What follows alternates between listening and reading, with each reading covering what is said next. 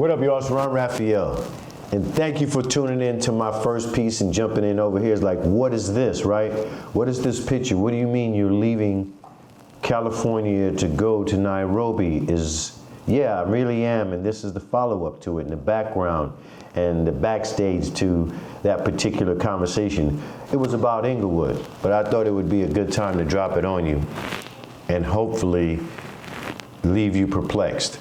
But anyway, I'm a black man in a country that, you know what the old phrase is, that go where you want it. And I'm just gonna simply do that. That's the summation of everything. I'm gonna go where I'm wanted.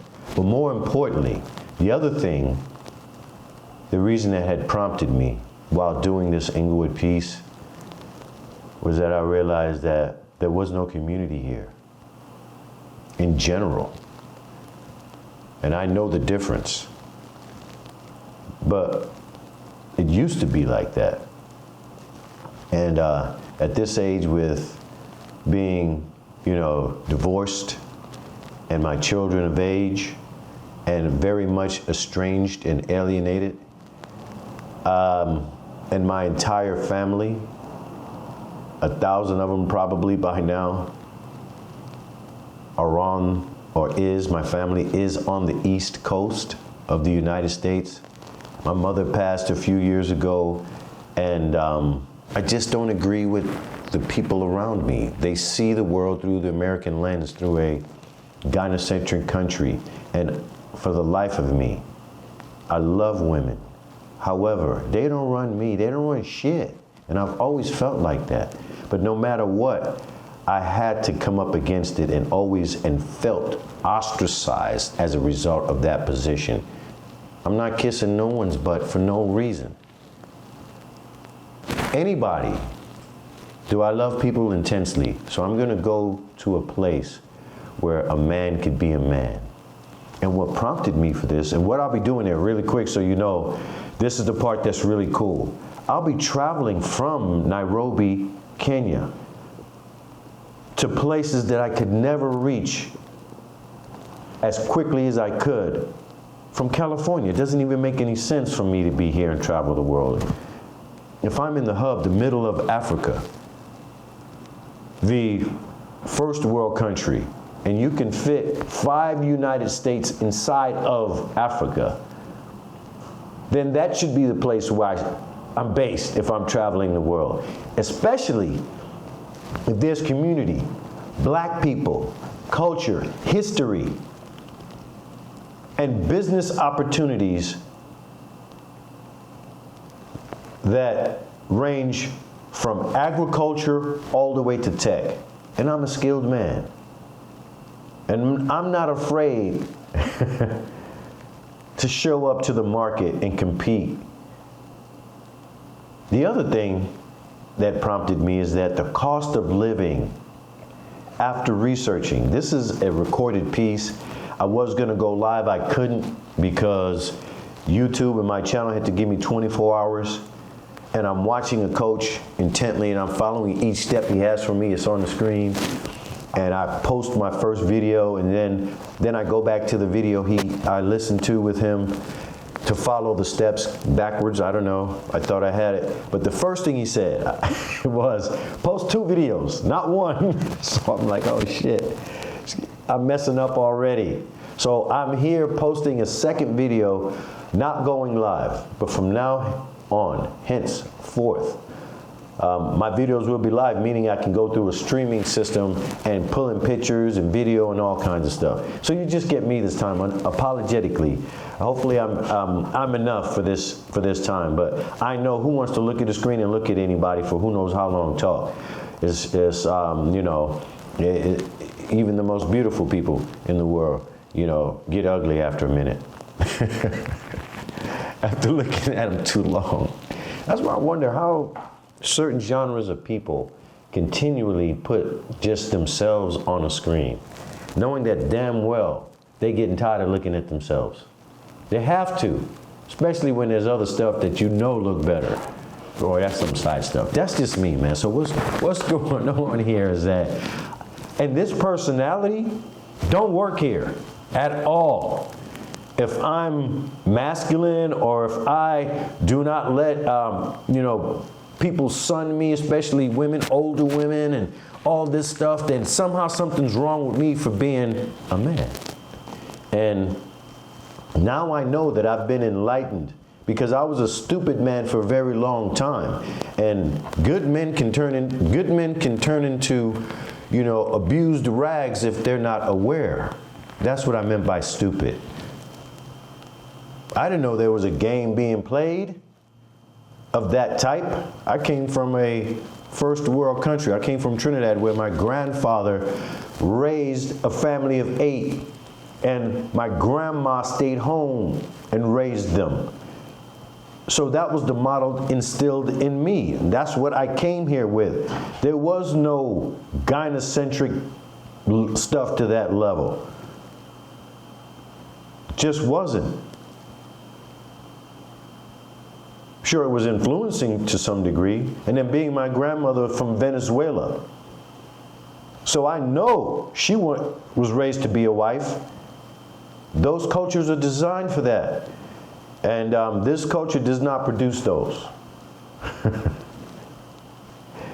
You know what I mean? Wives have babies, stuff like that. And this culture is declining in birth rate because of the opposite of that. You know what I mean? Just to be statistically and factually on point without going into minutia or feelings of any sort. So that's what's up. So Nairobi, a 4th. On every metric, every scale, a 4th to maybe 1/6 the cost of living. And I don't spend a lot of money at all right now, other than investments in things like the things I'm recording myself through, and things to improve myself, things to maybe take me to another level.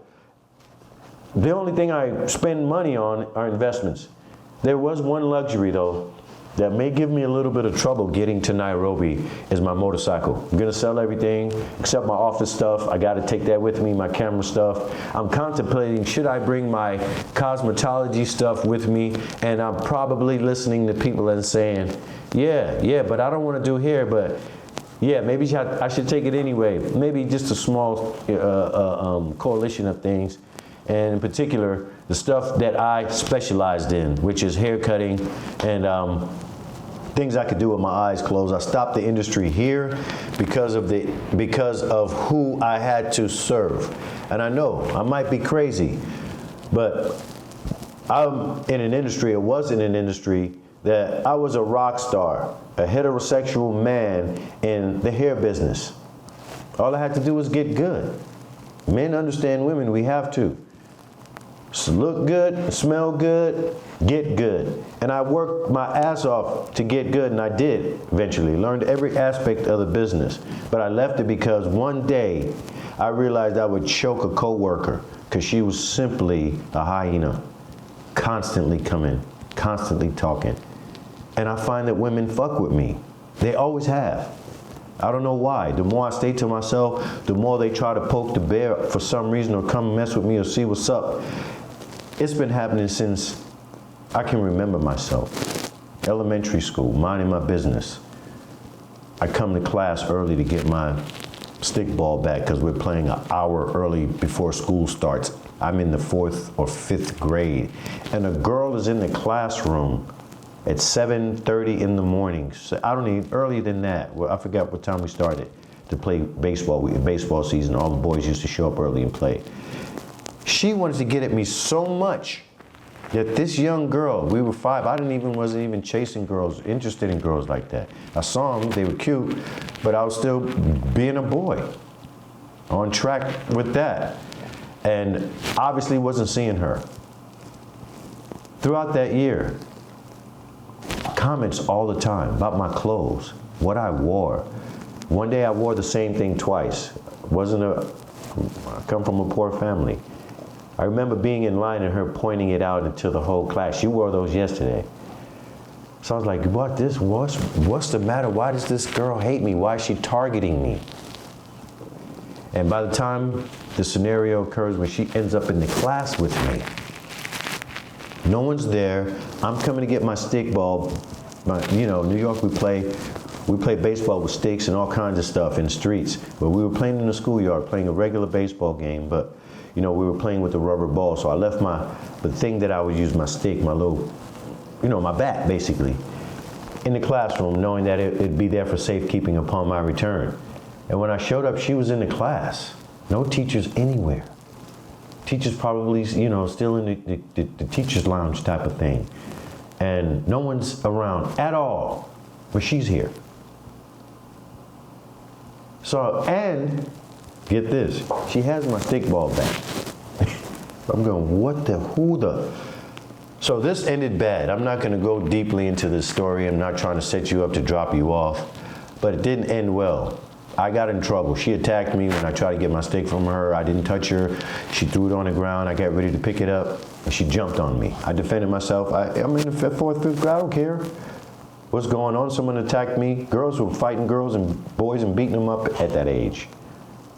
So she jumped on me. I got the best of her. Guess who got in trouble? Couldn't live it down. My mom told this story a million times as if I just beat this girl up. And this has been my experience. I gave you this story not to churn up some bullshit, but to literally explain to you what it is to be a boy. Forget a man in this country. Now what happens is, now my mom gets notified. Now I'm the demonized. Now the teacher's screwing. Guess what the girl is doing? They make us get together to reconcile, figure out what's going on, what happened. We were never really friends, so I didn't understand it. It was completely uncomfortable to me. So we had to sit down together, look each other in the face at a girl that was stalking me. I have to figure out how to get along with her. And something was wrong with me and all this other stuff. And I had to watch out how I treat girls. Meanwhile, she treated me like shit for a year, and no one said anything. And still didn't acknowledge it. So this is a black man. I've always had, as long as I mind my business, a black woman is gonna mess with me. So fast forward to end this little portion of my delivery to you. I'm here at my place, grown man, divorced, quiet, peace of mind, enjoying the process that I'm doing to move to where I need to go in life. And one of the neighbors I've been seeing for maybe a year or so, who knows, a little bit plus, goes to work, comes out, I see her, I say hi, I'm coming in, I say hello, she says, so where's your girlfriend? All that stuff came to mind. I'm minding my business, you're my neighbor. I've never come at you because you're a neighbor, I've respected you, we've always had good conversations, all of that. But guess what? For some reason, I'm a topic of interest over there. And that's another thing men have to deal with. You know what I mean? There are men that women don't want, aren't attracted to. I'm not saying I'm all this or all that, not by any means. But there's something. But the ones that they're attracted to, God damn, they give us hell. The ones that are, just mind our business. What the hell is wrong with us if we're not coming over messing with you? So fuck it, I'm coming to mess with him. That's what happens. So that's what it is. The essence of this country.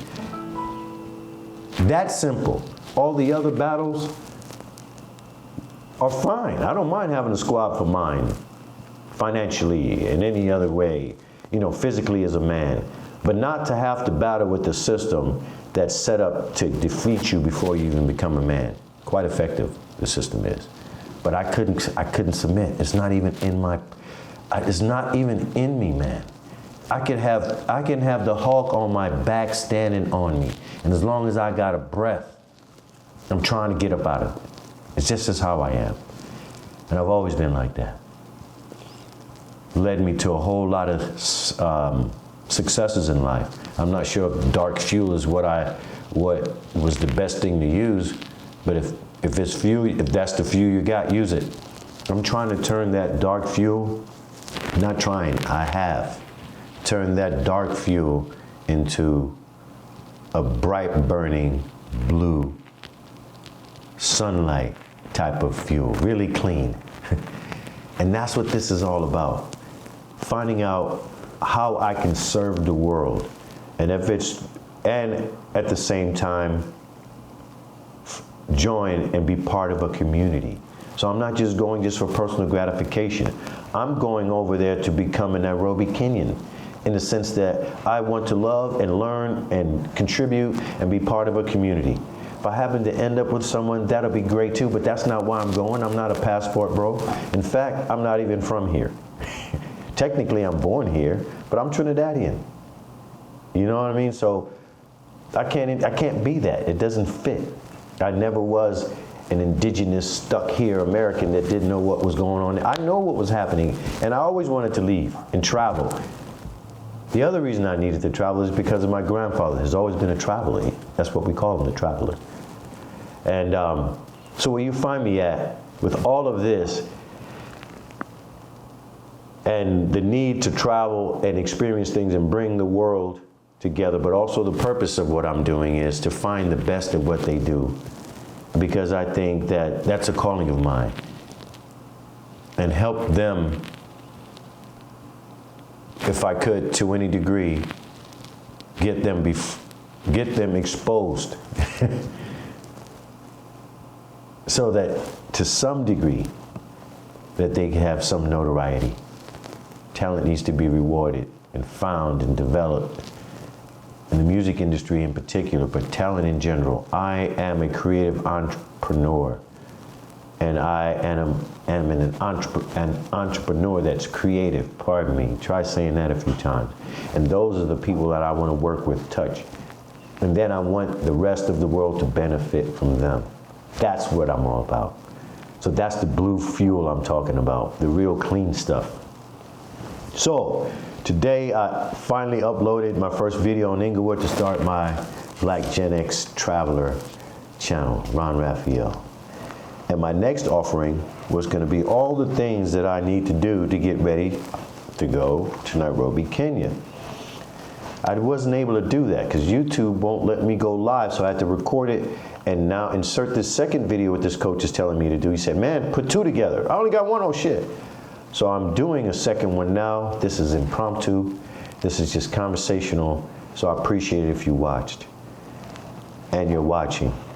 So there's no storyline or anything. It's just a storyline about how I decided to do what I did, what's my frame of mind, what I want to do. Now the business side of things is what I'm looking forward to.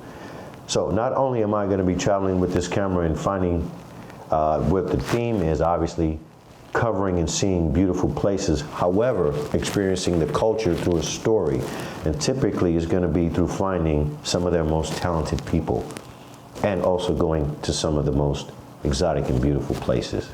So that's what I'll be doing, right? So that's the theme of my channel. Hopefully I can make that clear. That way the algorithm can find me. So this coach is telling me, upload to. So the storyline is that I gotta do two. So this is, and then within the story, I'm talking about the process, and then, the steps I'm gonna take. So this is where we are now, all right? So my question was, what kind of business could I involve myself in? That was the first thing I was tackling, you know what I mean? I have to make myself financially viable. I don't want a job. I have many skills, and if I have to, I will. But more than likely, I'll do some sort of coding, some sort of digital nomad thing, which will allow me to continue to film. You know what I mean? So if I can work from a laptop somewhere, that'd be great. I have the chops for it. And I took a coding class last year, about half of that, 7 months. And it's a little bit dusty, but I have an excellent memory. And I really went over the basics to the point where all I need to do is refresh it for an interview, get a job. But I don't want a job. So that's just the last thing I would even consider for a number of reasons. We know why, right? We talk about, I've talked about things like that on my on my Legacy channel. By the way, I have another channel. So anyway, so I'm going through the steps. So I'm saying, hey, maybe I should talk about how, first of all, the move after, number one I wanted to do was find a coach or someone that's over there that will help me transition. They got people that, come to Nairobi, I'll help you. I have a program, I have a system, a black person. This is where you can stay, this is what you can do. Look out for that. This is how you get through immigration or get your visa. all of this stuff that I have to do as a list. Now, I can do it all on my own, but what I'm going to do is first query ChatGPT and come up with a real prompt, a real developed prompt along the lines of me being a creative, where I'm going, the type of business I want to get into, and understanding the economics and the business situations and the opportunities in Nairobi. This is the type of chat I'm gonna give it, prompt, pardon me, so it can give me back an outline of some sort that I can work with in regards to getting over to Nairobi and getting set up, right? So I'm gonna ask it specific questions and come up with a program and a plan. After I do that, I have a couple people in mind. If this was a live, I'd be pulling them up and showing you, and also going into their video. I'll do it next, probably the next time I come on, tomorrow, the day after, who knows when. And I'll go a little bit more into it, and they'll tell you what I just said, but in a more palatable form, you know what I mean? And so that's what I'm doing now. I'm collecting data points of things that I need to do, and I'm going into a few of them, right? And so that prompt is is the top 3. Finding that person over there, and there are a couple already, and I reached out to one, and I booked an appointment, and then the third thing was planning the whole thing, like the move itself, and what that would be like. So that's gonna be crazy, man. So some of the categories I'll share with you that I wrote down here. Let me see if I have anything worth talking about. Okay, I said Nairobi to Kenya. First is the decision, and that's key. You gotta decide. Nothing gets done in your life without a specific and clear decision that is backed up by a clear goal. I have decided, and my goal is to move to Kenya and become an integral part of their economy, their society, their culture. I have the skills, they need me, who knows? I don't know what they may need over there, but at whatever level that I can perform at my highest and give the most value is where I should be. So that was my decision and my goal, right? Sub goals in there, but that is the major goal, and it is a 10x goal. I did this because I'm looking at someone that is teaching me about goals, because I'm talking about goals on my channel, and I'm listening to other perspectives. And the goal dynamic that I was using wasn't high enough. So I 10x'd it from just traveling from California and trying to work and live here to go places and then monetize my channel. No, I 10x'd it. Why? Because it will force me to achieve the goal faster. That's it. And I'm with it. I'm down for any challenge that's worth the challenge, and this one is. There's sound science behind shooting for the stars. There really is. Set your goals high, and that's what I did. I repaginate the goal, and I made it bigger. So that's the other thing I did. And it basically rejuvenated me in more ways than I can ever think. I think that's my fuel, a big challenge. And I'm looking forward to it. And I'm thanking you once again for hanging out with me, man, especially on this impromptu version, uploaded quickly type of stuff. And as I organize things and get it in order, I'll also use ChatGPT to craft content for me that's completely in line with what makes sense for this channel. So it's going to help me with the story arc, the beginning, the reason why, the challenge, the insurmountable thing that you're going up against. And then you get over it, and then you come to a conclusion. And then there's one more thing that you didn't think about. That's how stories go. So I will ask it to help me craft beautiful stories. That way I can bring you quality content. That is the last thing. So this process, and then lastly, this is on the business side, has nothing to do with you other than what's going on with this dude, and I kind of like what he's talking about. Everything I'm doing, is my last portion of this, will be completely automated, meaning emails, responses, uploading, thumbnails. I'll make sure and craft an ecosystem with my AI engines so they can work together and pump out the things that I have to do on a daily basis or on a weekly basis. That way I can just shoot content and then adjust and tweak. So that's what I'll be doing. I'll sit down and have it make 5 shows at once. Then I'll sit down and have it, and I'll be able to shred through and get content out faster, which would be to my behest. I should want to have that, would behoove me. Don't want to get stuck in another country. There's the other thing. Not in one moment did I mention fear. I'm talking to people, and obviously 1 or 2 people friends. And people do this too. They do it subconsciously. They try to talk you out of it. They don't know they're doing that. But I'm not easily swayed, and I don't make frivolous decisions. But fear, I heard fear in them that I never experienced in me. What if this? What if that? I had no what ifs. I'm on an island. Most men are on an island, and they know they have to prove themselves to become something in life. No one's gonna give me nothing. They ain't doing it here. So if I can go someplace where there are more opportunities, an economy, community, and I can't succeed there with the skills that I have, that I'm coming to offer.